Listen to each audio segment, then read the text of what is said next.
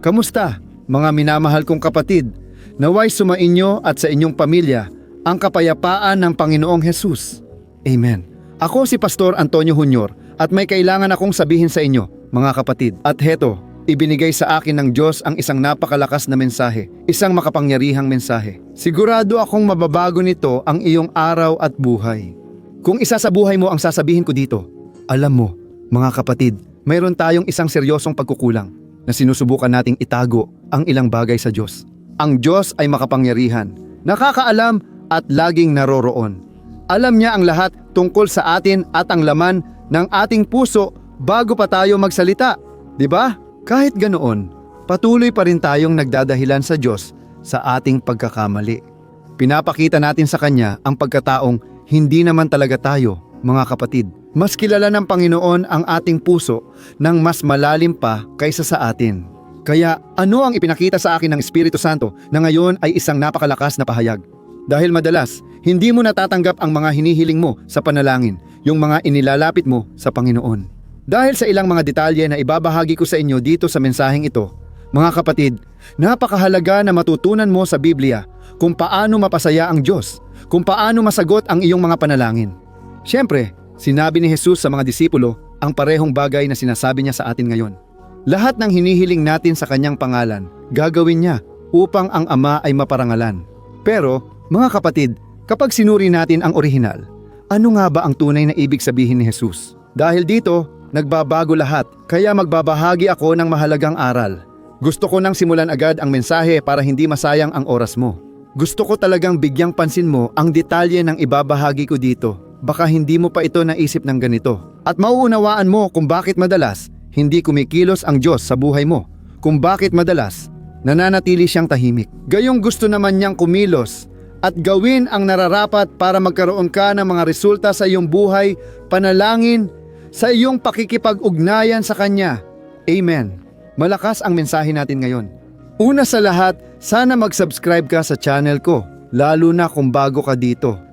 Gusto kitang isama sa aking araw-araw na panalangin. Seryoso ako dito at alam ng Diyos ang aking puso. At hinihiling ko rin na i-activate mo ang notification bell para hindi ka mahuli sa mga updates. Piliin mo ang lahat para hindi mo ma-miss ang mga susunod kong panalangin. Ayos ba? Ang mga susunod na video ay tunay na pagpapala. Sigurado akong makakatulong ito sa iyo ng malaki. Ayos ba? Kaya magsimula tayo sa pagninilay ngayong araw at pagkatapos gusto kong magdasal ng espesyal para sa iyo at sa iyong pamilya.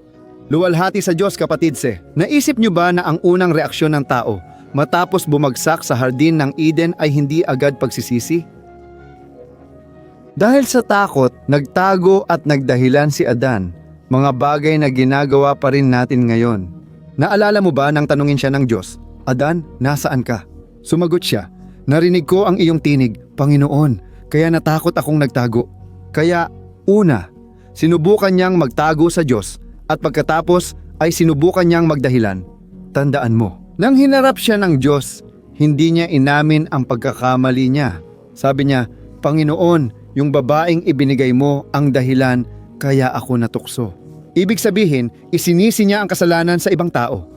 At tingnan mo, napakalalim ng bagay na ito. Mga kapatid, dahil sa pagkakamaling ito ni Adan, ngayon tayong lahat, bawat tao ay makasalanan na may pagkukulang. Mukhang natutunan niyang mabuhay sa pamamagitan ng pagdadahilan. Natuto tayo nito mula pa nung tayo'y mga bata, mula pa nung tayo'y ipinanganak. Kapag may nabasag tayong isang bagay, ano ang una nating sinasabi? Hindi ako yon. O kaya naman sasabihin ng bata, ay hindi ko sinasadya. O kaya, si Juan ang nagtulak sa akin, mga kapatid. Dinadala rin natin yan hanggang pagtanda. Isipin mo sa trabaho, sa kasal. At ang mas delikado pa, alam mo kung ano yon? Dinadala rin natin yan sa relasyon natin sa Diyos. Sa kasamaang palad, nabubuhay tayo sa henerasyong ayaw umako ng kasalanan at laging may dahilan, mga kapatid. Laging kasalanan ng gobyerno, laging kasalanan ng nakaraan, laging kasalanan ng ating mga magulang, laging dahil sa trauma na meron tayo, laging dahil sa ating kahinaan. Hindi ganoon at hindi ko sinasabing walang halaga ang mga bagay na yan. Mahalaga sila pero hindi nito inaalis ang ating responsibilidad. Kaya mga kapatid, wala ring saysay na subukan nating magdahilan sa harap ng Diyos. Dahil sa harap ng Panginoon, ang tanging depensa na gumagana ay ang aminin nating tayo ay may kasalanan. Kung tutuusin, taliwas ito sa luhika ng mundo. Dahil sa mundo, mapaparusahan ka lang kapag inamin mo ang iyong kasalanan, kapag inamin mo ang iyong pagkakamali. Pero, mga kapatid, sa kaharian ng Diyos, mapapatawad ka lang ng Panginoon kung aaminin mo. Tingnan mo, nakakatuwa, di ba? Kaya mga kapatid, kapag ang tao nagkamali, bigla na lang gumagawa ng penitensya o panata, nangangako, pero wala namang silbi yon. Bakit? Sinusubukan ba ng tao na tumbasan ang kanyang pagkakamali? Parang iniisip niya na, nagkamali ako dito, pero susubukan kong bumawi sa pamamagitan ng paggawa ng mas maraming mabubuting bagay doon. Ibig sabihin, magdarasal ako ng mas madalas, mag-aayuno ako ng mas madalas, maglilingkod ako sa simbahan, at susubukan kong hindi lumiban sa mga gawain. Ang tanging hinihiling lang naman ng Diyos mula sa atin ay isang pusong nagsisisi, isang pusong hindi nagbibigay ng mga palusot sa Diyos, at hindi sinusubukang makipagkasundo tungkol sa ating pagkakamali. Ang tanging hinihiling ng Panginoon sa atin ay ganito: Anak ko, magsisi ka sa iyong mga kasalanan. Aminin mong nagkamali ka, aminin mong makasalanan ka, at wala kang lakas laban sa kasalanan. At alam mo ba kung bakit? Gusto ng Diyos na gawin natin ito. Dahil una sa lahat, si Jesus, siya na ang nagbayad ng halaga para sa atin. O iniisip mo ba na namatay si Jesus sa krus dahil mababait tayo? Hindi mga kapatid, dahil masama tayo. Alam ni Jesus yon. Alam niya na ang tanging paraan para maligtas tayo sa kaparusahan ay siya mismo ang maparusahan para sa atin. Tandaan mo lang si Barabas. Naalala mo nung pinalaya si Barabas at si Jesus ang ipinako sa krus sa halip niya? At ang gusto ipakita ng Diyos sa atin noon, mga kapatid, ay tayo si Barabas. Tayo ay may pagkukulang, makasalanan. At baka iniisip mo, pastor, pero hindi naman ako ganoon kasama, pastor. O kapatid, kung minsan ka lang nagkasala, makasalanan ka na. Hindi ka pa ba nagsinungaling kahit kailan? Sigurado ako na sa pag-iisip mo pa lang ng ganyan, nagkakasala ka na. Sabi sa Biblia sa unang Juan 1, ang nagsasabing wala siyang kasalanan ay sinungaling at wala sa kanya ang katotohanan. Kaya, mga kapatid, kailangan nating aminin higit sa lahat ang ating kasalanan at diyan magsisimulang kumilos ang Panginoon sa ating buhay. Amen. Para mas malinaw kong ipakita sa iyo kung paano kumikilos ang Diyos sa buhay ng kanyang mga anak at kung paano niya gustong pagpalain tayo, ikukwento ko dito si Haring Dabi. Alam kong narinig mo na ang bahaging ito ng buhay niya, pero magdadagdag ako ng detalye na baka hindi mo napansin. Paaalalahanan kita kung ano ang nangyari sa kanya. Naalala mo ba na si Dabi ay isang lalaking ayon sa puso ng Diyos? Kahit ganoon, ang lalaking ito ay nagkasala ng pakikiapid, pagmamanipula at pagpatay ng lalaki. Matindi at nakakatakot ang kanyang kasalanan. At halos 1 taon, sinubukan niyang mamuhay tulad ni Adan. Nagtago siya sa Diyos. O mas tama, sinubukan niyang magtago, di ba? Nagpatuloy siyang maging hari at sa kanyang relihiyosong gawain. Pero mga kapatid, sa loob-loob niya, wasak ang puso ni Davi. Siya mismo ang nagsabi sa aklat ng mga awit na nangihina ang kanyang mga buto. Siya ay umuungol buong araw. Bakit? Ang kasalanang di ipinagtatapat ay parang lason na dahan-dahang sumisira sa iyong kaluluwa. Ayon sa Biblia, lumapit si Propeta Nathan kay David nang may malaking karunungan at hinarap siya. At sa sandaling iyon, may dalawang pagpipilian si David. Ang piliin ang kapangyarihan, ang pagmamataas ng hari. Pwede niyang ipabilanggo si Propeta Nathan. Tama, pwede niyang itanggi ang lahat at magdahilan. O kaya naman ay piliin ang pagpapakumbaba. Mga kapatid, ang naging sagot ni David ang nagbigay ng malaking pagbabago sa buhay niya. Hindi siya lumapit sa propeta at nagsabi ng, kasi yung babae naliligo sa publiko. Naliligo siya na bukas ang pinto, kaya ako natukso. Hindi niya yon sinabi at hindi rin niya sinabi kay Propetang Nathan na, yung asawa ng babaeng iyon. Pumunta siya sa digmaan, pero mamamatay din naman siya kahit ano pa, kasi sundalo siya. Hindi, mga kapatid. Hindi nagtangkang magdahilan si Davi. Simple lang niyang sinabi ang isang pangungusap na dapat nating gawin tuwing tayo ay nagkakasala. Alam mo ba, sabi niya, Panginoon, nagkasala ako sa iyo, mga kapatid. Nang ipinagtapat ni Davi iyon, binuksan niya ang mga pintuan ng langit para dalhin ang awa ng Panginoon. Siyempre, nagdusa si Davi sa mga naging bunga at hindi iyon naging madali. Pero mga kapatid, kahit papaano, natanggap niya ang kapatawaran ng Diyos. Sa awit 51, makikita natin ang katapatan at pagbubukas ng puso ni Davi sa Diyos. Iyan ang landas na dapat mong tahakin para makabalik sa Panginoon. Pakinggan ninyo, mga kapatid, ang sinabi ni David sa simula ng awit 51 mula talata 1 hanggang 4. Sinabi niya, "Maawa ka sa akin, O Diyos, dahil sa iyong pag-ibig, dahil sa iyong dakilang habag. Pawiin mo ang mga mantsa ng aking pagsuway. Hugasan mo ako sa lahat ng aking kasalanan.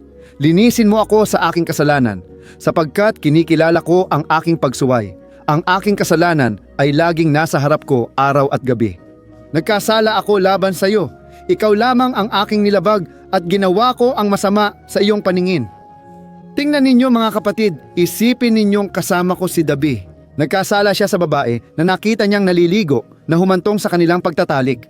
Nagkasala siya laban sa asawa ng babae. Pinadala niya ito sa unahan ng labanan para mamatay. Nagkasala siya laban sa pamilya at hindi lang iyon, mga kapatid, kundi pati sa bansang Israel. Pero nang napagtanto niyang nasa harapan siya ng Diyos, naunawaan niya na, sa totoo lang, ang bawat kasalanan sa kaibuturan ay laban sa Diyos. Kapag ikaw ay nagkakasala, nilalabag mo ang kabanalan ng Panginoon. Sinuway mo ang kanyang salita at binabaliwala mo ang pagmamahal ng Diyos para sa iyong buhay. Kaya kapag naintindihan mo ito, titigil ka na sa pagbibigay ng mga palusot, wala nang saysay ang pagsisi sa iba. Dahil naintindihan mo na ang iyong kasalanan ay laban sa may lalang, kaya mga kapatid, binabago nito ang lahat. At alam mo ba kung ano ang nangyari? Hindi lang inamin ni David na siya ay nagkasala laban sa Diyos, kundi naintindihan din niya kung ano talaga ang nakalulugod sa puso ng Diyos. Tingnan mo ang talata 16 ng awit 51. Ang talata 16 at 17, sinabi niya, "Panginoon, hindi mo nais ang mga handog, kung hindi ay inialay ko na sana, at alam ko rin." Mga handog na sinusunog. Ang handog na nais ng Panginoon ay isang pusong wasak at mapagpakumbaba. Hindi tatanggihan ng Panginoon ang pusong mapagpakumbaba at nagsisisi. Tingnan niyo mga kapatid, malakas ang pahayag ni David, "O Diyos, alam ko na, di ko kailangang subukan kang mapahanga. Hindi ang mga handog ko, hindi ang mga relihiyoso kong pagsisikap ang makakalutas ng problema ko. Alam kong walang saysay ang pumunta sa simbahan. Ang gusto po ninyo ay ang pagiging tapat, isang tapat na puso, tapat na hindi na gustong tumakas, na napagod na sa pakikipaglaban sa inyo. Kaya mga kapatid, ito ang pusong nakalulugod sa Diyos, at dito pumapasok ang biyaya ng Panginoon. Mga kapatid, ipaliwanag ko lang, hindi mura ang biyaya dahil buhay ni Jesus sa krus ang kapalit nito. Pero ang biyayang ito para sa atin ay libre. Bakit? Hindi natin kailanman kayang bayaran. Hindi natin kailanman kayang maging karapat-dapat sa biyayang ito. Ito'y awa ng Panginoon lang. At kapag binuksan mo ang iyong puso at inamin ang iyong pagkakamali, sa halip na ikaw ay hatulan, doon dumarating ang biyaya ng Diyos sa iyong buhay. Amen. Napakaganda nito mga kapatid. Napakahanga-hanga nito. Sinasabi ko ito dahil maraming tao ang laging nagbibigay ng mga dahilan sa Diyos na parang ito ang makakatulong. Mga kapatid, nalulugod ang Diyos sa isang tapat na puso. Hayaan ninyong ipaliwanag ko pa ang isang bagay. Heto pa. Sa 2 Korinto, Kabanata 7, talata 10, sinasabi na ang kalungkutan ayon sa Diyos ay nagdudulot ng pagsisisi tungo sa kaligtasan. Ang kalungkutan ng mundo ay nagdadala ng kamatayan. Alam niyo ba ang ibig sabihin nito mga kapatid? Ang kalungkutan sa mundo ay pagsisisi lang sa konsensya. Naalala niyo si Judas? Si Judas ay nakaramdam ng pagsisisi, na konsensya siya sa mga naging bunga ng ginawa niya. Nakita niyang nahatulan si Jesus, ibinalik pa nga niya ang pera, pero sa huli, nagpakamatay siya. Bakit kaya? Ang pagsisisi ay makasariling lungkot, iniisip lang ang sarili. Grabe, nahuli ako, napansin ng mga tao na mali ang ginawa ko. Paano na ang reputasyon ko ngayon? Kaya, mga kapatid, nawalan siya ng pag-asa dahil nakita niyang nawala ang tiwala ng mga tao at ni Jesus sa kanya. Pero ano nga ba ang kalungkutan ayon sa Diyos mga kapatid? Ito ang tunay na pagsisisi. Naramdaman ni David ang ganitong pagsisisi. Si Pedro, pagkatapos niyang itanggi si Jesus, naramdaman niya ang malalim na pagsisising ito at siya ay umiyak ng labis. Pero hindi ibig sabihin na ang pag-iyak ay agad nagbibigay ng kapatawaran. Hindi na rin sina Pedro at David iniisip nila, paano ko nasaktan ang napakabuting Diyos? Nalungkot ko ang Espiritu Santo, nasaktan ko ang puso ng Ama. Kaya mga kapatid, ang lungkot na ito, hindi ka nito dinadala sa kawalan ng pag-asa, dinadala ka nito sa paanan ng krus. Ang pagsisisi sa sarili ay lumalayo ka sa Diyos, samantalang ang tunay na pagsisisi ay nagtatanong, saan ako pupunta? Kung di mo ako patawarin, Panginoon, wala na akong magagawa sa buhay ko. Ako ay hinatulan na. At sa oras na ito, mga kapatid, dumarating ang Diyos at dala niya ang kapatawaran. Amen. Nauunawaan ninyo ba ang mensahe ngayon, mga kapatid? Ipinagliyab ng Espiritu Santo ang puso ko para sabihin ito sa inyo ngayon. Ayaw niyang mamuhay ka ng malayo sa Kanya. Alam niya na napapagod ka na. Napapagod ka na sa pagpapanatili ng itsura. Napapagod ka na sa pagpapakita sa iba na ikaw ay isang huwarang tao, na ikaw ay isang espiritual na tao. Mga kapatid, sa totoo lang, nagsisimula lang talagang kumilos ang banal na espiritu sa ating buhay kapag buong puso nating kinikilala na kailangan natin siya, higit sa lahat. Amen. At bago tayo magtapos, mga kapatid, bago tayo manalangin, ayokong umalis ka dahil gusto kong magdasal ng isang espesyal na panalangin ngayon para baguhin at ibalik ng Diyos ang iyong buhay. Pero bago yon, gusto ko lang basahin ang isang talata na nasa unang Juan, Kabanata 1, talata 9, na ganito ang sinasabi. O, kung ipapahayag natin ang ating mga kasalanan, siya ay tapat at makatarungan upang tayo'y patawarin at linisin sa lahat ng kalikuan. Amen. Kaya dapat nating itong intindihin. Kung aaminin natin ang ating kasalanan, ibig sabihin nasa atin ang kondisyon. Ipahayag. Hindi lang ito basta pagsasabi sa Diyos, kundi pagsang-ayon sa Kanya. Ang pagtawag sa kasalanan ayon sa tawag ng Diyos. Walang palusot o ibang salita. Kung nagsinungaling ka, sabihin mo, Diyos, nagsinungaling ako. Kung nagnasa ka ng babae, sabihin mo, Diyos. Tumingin ako sa babae ng may maruming pagtingin, at ikaw rin babae, nagnasa sa lalaki. Sabihin mo lang ng eksakto. Gets mo? Hindi mo paliligoy-ligoyin ang kwento. Yan ang kailangan mong gawin. At ang kasunod ay ganito. O, kung aaminin mo ang iyong mga kasalanan, ang Diyos ay tapat at makatarungan. Tingnan niyo mga kapatid, hindi sinasabing mabait at maawain ang Diyos para magpatawad, kundi tapat at makatarungan. Bakit? Dahil ang kapatawaran ng Diyos, mga kapatid, ay hindi nakabase sa damdamin. Ito ay isang gawa ng katarungan. Tapat siya sa pangakong ginawa niya at makatarungan siya. Dahil ang kabayaran ng kasalanan ay hindi pinalampas. Ito ay lubos na nabayaran doon sa krus ng Kalbaryo. At alam mo ba kung ano ang ibig sabihin nito? Na kapag inamin mo ang iyong pagkakamali, hindi ka lang basta pinapalampas ng Diyos para patawarin ka. Hindi. Kumikilos siya ayon sa sarili niyang katarungan na natupad na. Kay Kristo, si Jesus na ang nagdusa ng parusa. Ibinuhos niya ang kanyang dugo para sa iyo, kaya libre mong natatanggap ang kapatawaran. Gaya ng sinabi ko, mahal ang binayad sa krus. Alleluia, Amen.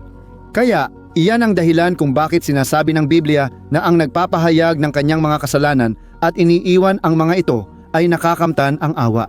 Bakit? Pintuan ba ang kumpisal?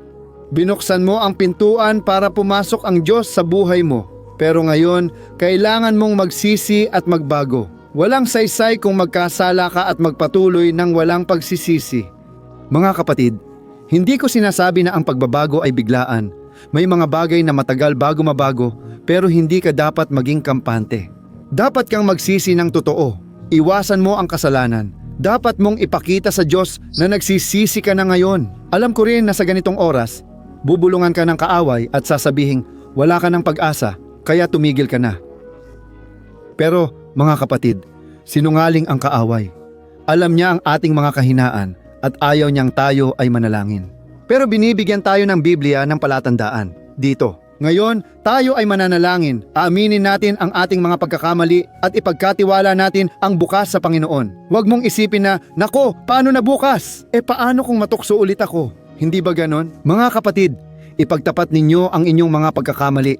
Talikuran ang kasalanan, humingi ng lakas sa Diyos, at pagkatapos, ipagkatiwala ninyo sa mga kamay ng Panginoon. At habang lalo kang nagpapakumbaba sa harap niya, habang lalo kang nananalangin, habang lalo mong pinapalakas ang iyong espiritu, lalo namang hihina ang iyong laman.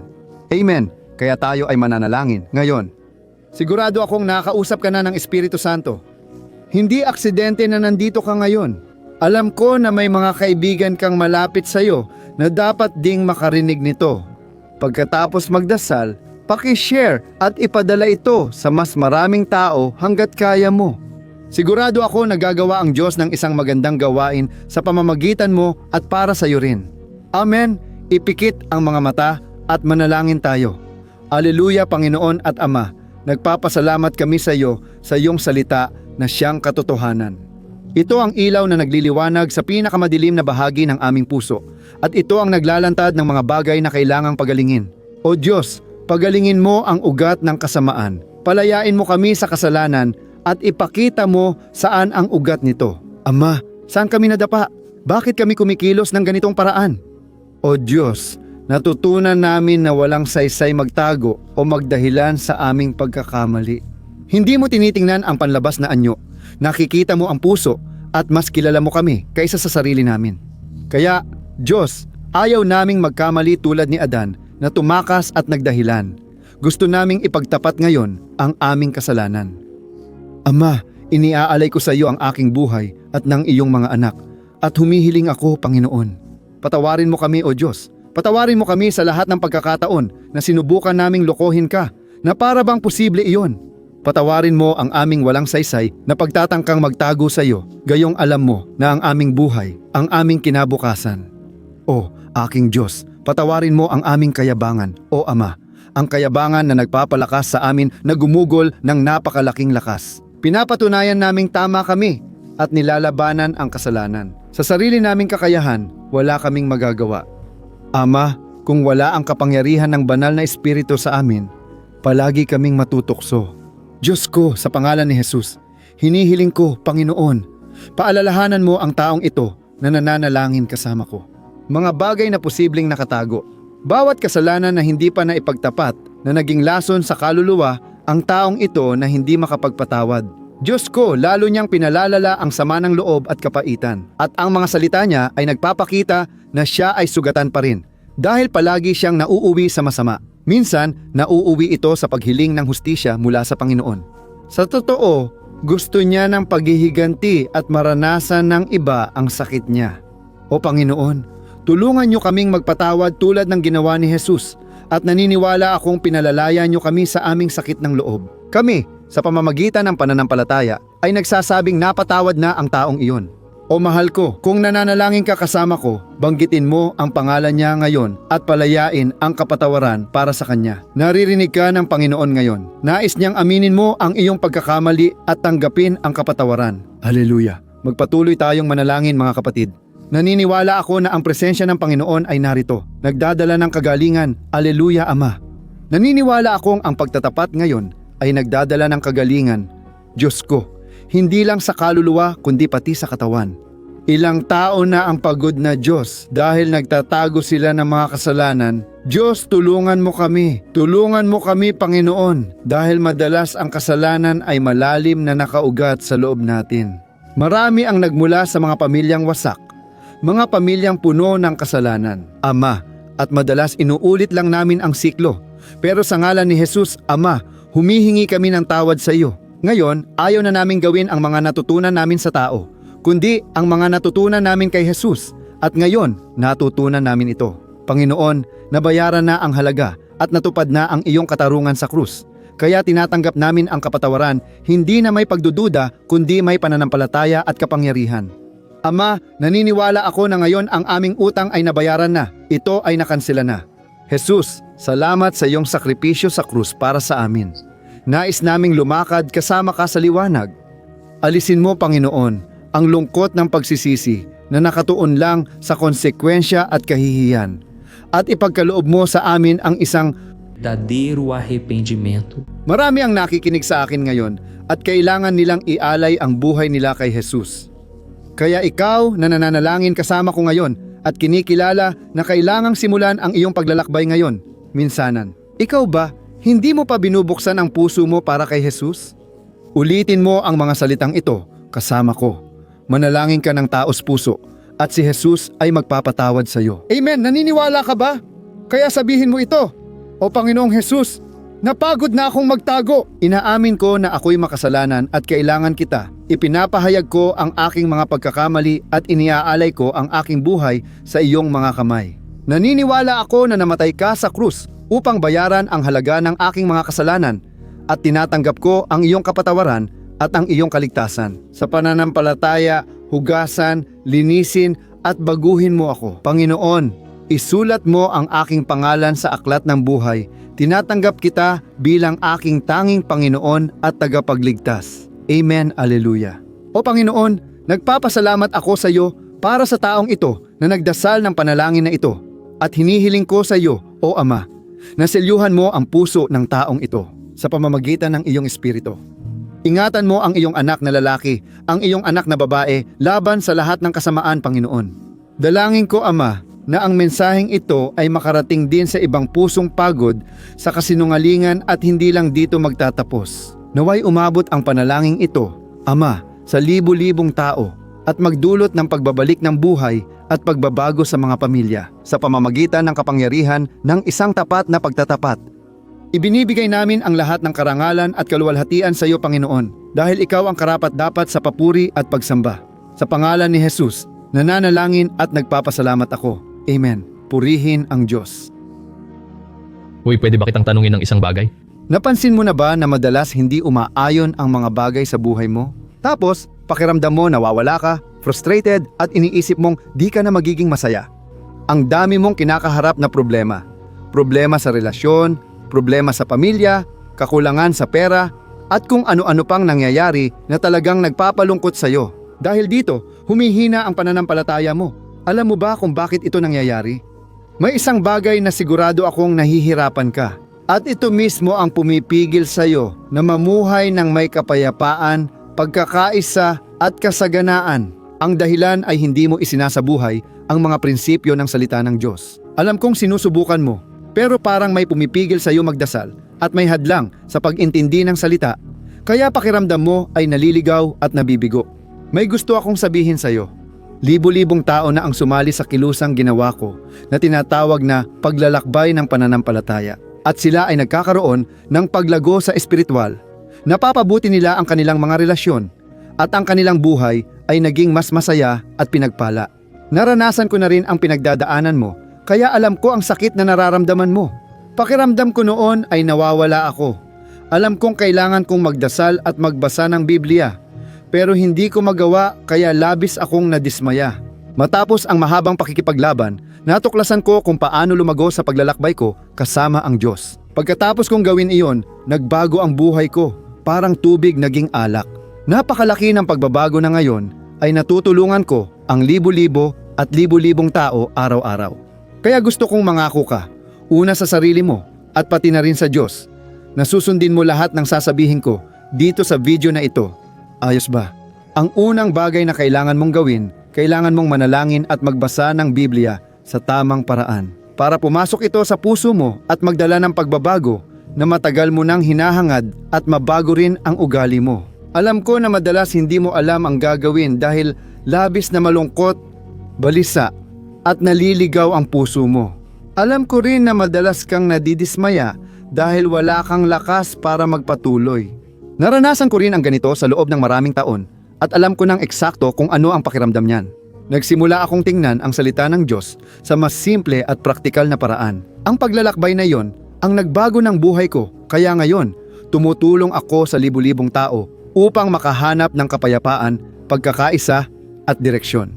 Mga kapatid, hindi ko kayang itago lang ito para sa sarili ko. Hindi ko kayang sarilinin ang kaalamang ito. Dahil dito, sumulat ako ng 3 libro bilang pundasyon upang matutunan mo ang simpleng paraan ng paghahanap sa Diyos at makita ang resulta sa buhay mo.